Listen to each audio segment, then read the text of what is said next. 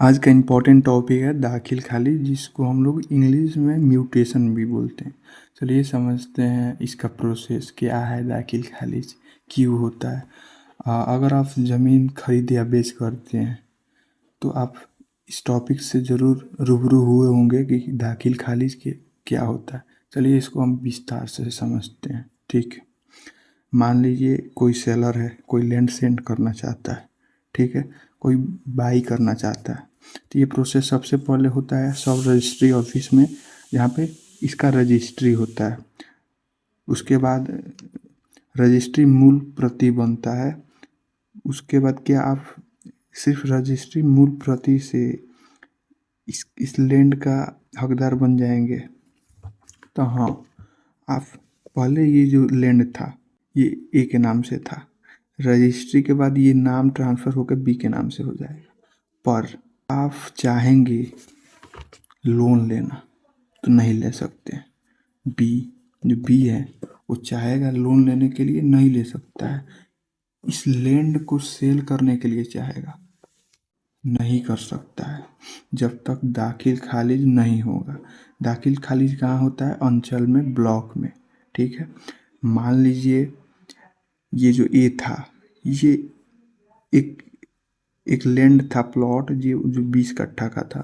ठीक है, उसमें से मात्र 5 कट्ठा बेचा है। कौन? मोहन।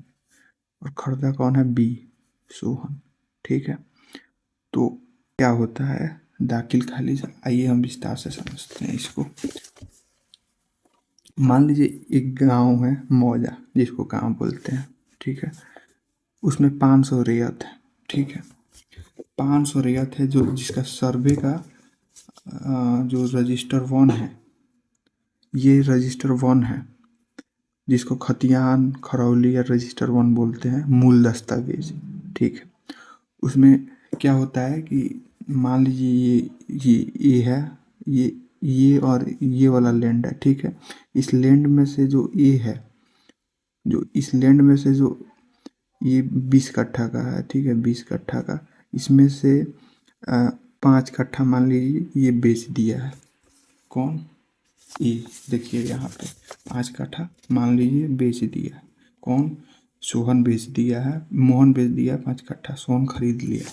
तो क्या होता है कि इसमें तो पहले से तो रजिस्टर्ड है किसके नाम से? पहले रजिस्टर्ड है किसके नाम से? पहले था मोहन के नाम से था। तो इस लैंड में मोहन के नाम से ये पूरा प्लॉट रजिस्टर्ड है। ठीक है, ये जो पूरा प्लॉट है ये मोहन के नाम से रजिस्टर्ड है। अब इसमें से 5 कट्ठा सोहन खरीद लिया है। तो रजिस्टर 1 में ये पूरा प्लॉट है 20 कट्ठा, 20 कट्ठा, 20 कट्ठा जो पूरा रजिस्टर्ड है वो किसके नाम से है?